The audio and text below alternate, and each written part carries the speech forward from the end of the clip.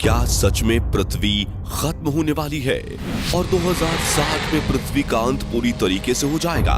आखिर क्या वजह रहेगी पृथ्वी के विनाश की? क्या कहते हैं वैज्ञानिक के दावे पृथ्वी के अंत के बारे में?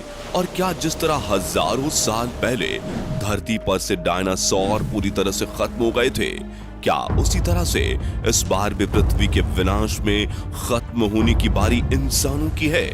और पृथ्वी का अंत 2029 में होगा या 2060 में? दोस्तों, अगर आप भी जानना चाहते हैं कि पृथ्वी का अंत कब और कैसे होगा, तो आज का यह वीडियो आपको पूरा जरूर देखना चाहिए। बस वीडियो को स्टार्ट करने से पहले वीडियो को एक लाइक करके चैनल को सब्सक्राइब कर लीजिए, क्योंकि यह वीडियो हमने बड़ी मेहनत से बनाई है। चलिए शुरू करते हैं। दोस्तों, इस संसार का एक नियम है कि जिसका जन्म हुआ है उसका अंत भी एक ना एक दिन जरूर होता है, और यह नियम पृथ्वी पर भी लागू होता है, क्योंकि अगर पृथ्वी का जन्म हुआ है तो इसका अंत भी जरूर होगा। और ऐसा भी नहीं है कि पहले कभी पृथ्वी पर मौजूद जीवन का अंत ना हुआ हो। आज से हजारों साल पहले धरती ने अपने स्वरूप को बदला था, और एक एस्टेरॉयड के धरती से टकराने के बाद हमारी पृथ्वी लावे की तरह दहकने लगी थी और डायनासोर जैसी भयानक प्रजातियों का पूरे तरीके से अंत हो गया था। लेकिन अगर आपको यह खबर मिले कि ऐसी ही घटना दोबारा से होने वाली है, तो यह खबर वास्तव में रोंगटे खड़ी कर देने वाली है। तो चलिए आपको बताते हैं कि वैज्ञानिकों की हुई रिसर्च में कौन कौन से दावे सामने आए हैं, और आखिर कौन से वैज्ञानिकों की भविष्यवाणियों के आधार पर पृथ्वी के अंत का दावा किया जा रहा है। तो दोस्तों, हमारे ब्रह्मांड में कई ग्रह मौजूद हैं, जिनमें से एक पृथ्वी है, जिसका निर्माण लगभग 4.5 अरब साल पहले हुआ था। और पृथ्वी हमारे सौर मंडल का तीसरा और इकलौता ऐसा ग्रह है जिस पर जीवन संभव है। वैज्ञानिकों का दावा है कि पृथ्वी पर जीवन का अस्तित्व लगभग 3.5 अरब सालों पुराना हो चुका है, और इस लंबे समय के दौरान पृथ्वी ने कई नेचुरल और मैन मेड डिजास्टर फेस किया, जिन्हें देखते हुए पृथ्वी के अंत के दावे को नकारा नहीं जा सकता है। दोस्तों, हमारे वैज्ञानिकों का दावा है कि पृथ्वी पर ऐसा संकट मंडरा रहा है जिसकी आप कल्पना भी नहीं कर सकते। दरअसल हम बात कर रहे हैं अंतरिक्ष में मौजूद एक एपोफिस नाम के एस्टेरॉयड की, जो तेजी से धरती की ओर बढ़ रहा है। नासा के वैज्ञानिकों का यह कहना है कि अगर इसी तेजी से यह एस्टेरॉयड धरती की ओर बढ़ता रहा तो यह एस्टेरॉयड 13 अप्रैल 2029 को धरती से टकरा सकता है। इस एस्टेरॉयड को साल 2004 में किड पीक नेशनल ऑब्जर्वेटरी के माध्यम से पहली बार देखा गया था। अब कोई भी एस्टेरॉयड जिसकी धरती से टकराने की संभावनाएं होती हैं, हम सबसे पहले उसके आकार को देखते हैं, तो यह एस्टेरॉयड 370 मीटर बड़ा है। अगर कंपैरिजन करें तो यह पेरिस के एफिल टावर से भी ज्यादा लंबा है, और जब साल 2004 में इसे डिस्कवर किया गया था, तब इसके डायरेक्शन को ट्रेस करने के बाद यह पता चला कि यह 2029 में हमारी धरती से टकरा सकता है। लेकिन वैज्ञानिकों का कहना है कि अगर यह धरती से टकराता नहीं भी है तो यह धरती के बहुत ही पास से गुजरेगा। नासा के कुछ अधिकारियों का कहना है कि एस्टेरॉयड जियोस्टेशनरी सैटेलाइट की तुलना में ज्यादा करीब है, जो 22,370 मील यानी कि 36,000 किलोमीटर की दूरी पर पृथ्वी की परिक्रमा करते हैं। यह इतिहास में पहली बार होगा कि कोई एस्टेरॉयड पृथ्वी के सबसे पास से गुजरेगा, या इतने करीब से गुजरेगा कि इसे देखने के लिए आपको किसी टेलीस्कोप की जरूरत नहीं होगी। आप इसे खुली आंखों से ही देख पाएंगे। सबसे पहले यह ऑस्ट्रेलिया के साउदर्न हेमिस्फीयर में दिखाई देगा, फिर भारतीय ओशन की तरफ बढ़ेगा। इस एस्टेरॉयड की स्पीड इतनी होगी कि अटलांटिक ओशन को पार करते हुए अफ्रीका को क्रॉस करने में इसे ज्यादा से ज्यादा सिर्फ 1 घंटा ही लगेगा। जब यह हमारी धरती के करीब से गुजरेगा, तब इसकी चमकती हुई रोशनी हमारे चंद्रमा से भी ज्यादा होगी। इस समय इसकी धरती से दूरी बस 30,000 किलोमीटर की होगी, जो कि धरती से चांद की दूरी से करीब 12 गुना कम है। अब इतनी करीब आने के चलते अगर यह धरती के ग्रेविटेशनल फील्ड में फंस जाए तो शायद यह धरती के लिए बहुत ही सीरियस इशू बन सकता है। तो अगर यह एस्टेरॉयड लंदन जैसे शहर से टकराया तो यह लाखों लोगों को मिटा देगा और लगभग 3 मील चौड़ा एक गड्ढा बना देगा।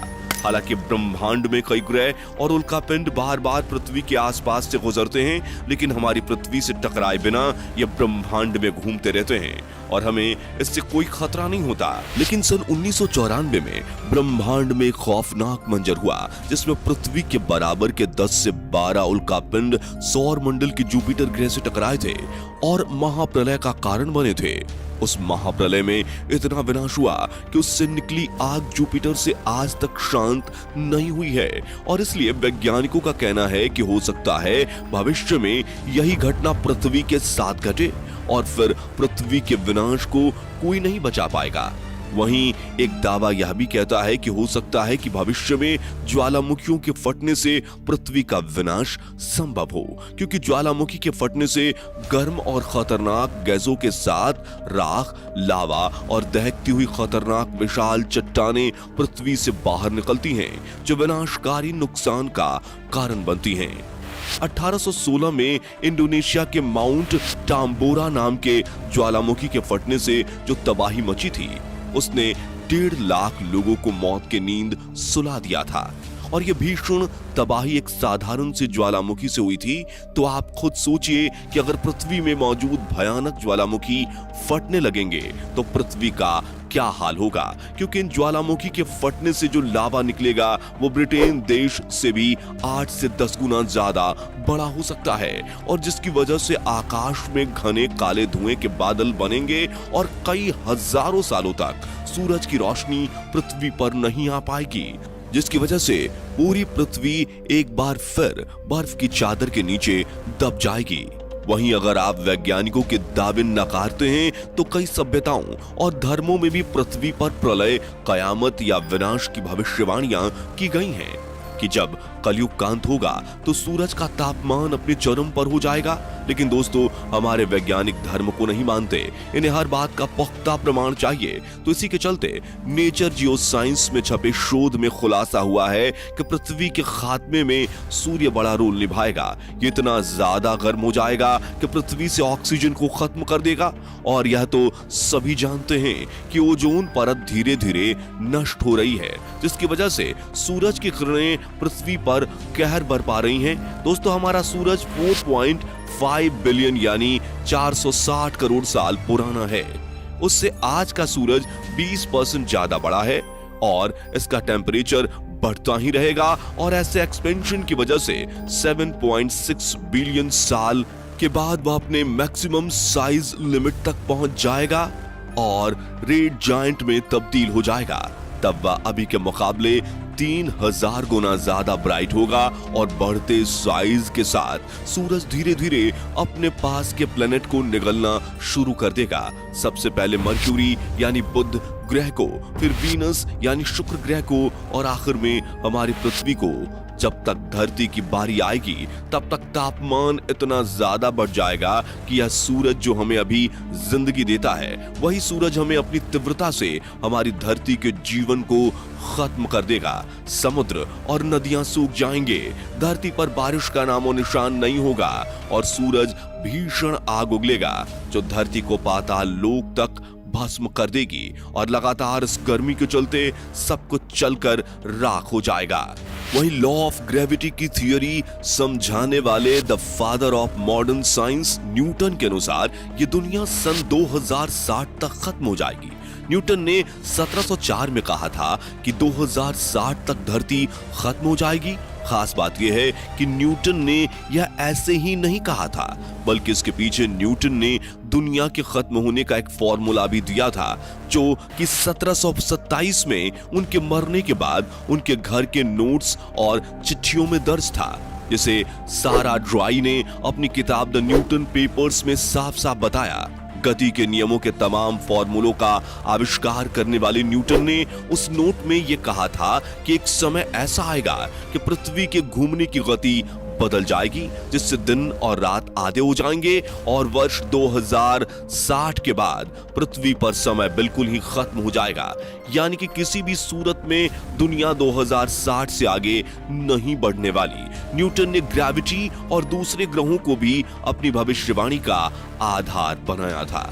तो दोस्तों, इस बात को नकारा नहीं जा सकता कि पृथ्वी के खत्म होने की भविष्यवाणी प्राचीन काल से ही की जा रही है और इन भविष्यवाणियों के सही साबित होने की आशंका तब बढ़ जाती है जब बार बार हमारे पृथ्वी को किसी न किसी खतरे का सामना करना पड़ता है। तो एक ना एक दिन पृथ्वी का विनाश तो होना ही है। उम्मीद करते हैं आपको आज का वीडियो पसंद आया होगा। वीडियो अच्छा लगा हो तो वीडियो को लाइक कीजिएगा, चैनल को सब्सक्राइब कीजिएगा और ज्यादा से ज्यादा लोगों तक वीडियो को शेयर कीजिएगा ताकि यह जानकारी हर किसी को मिल सके।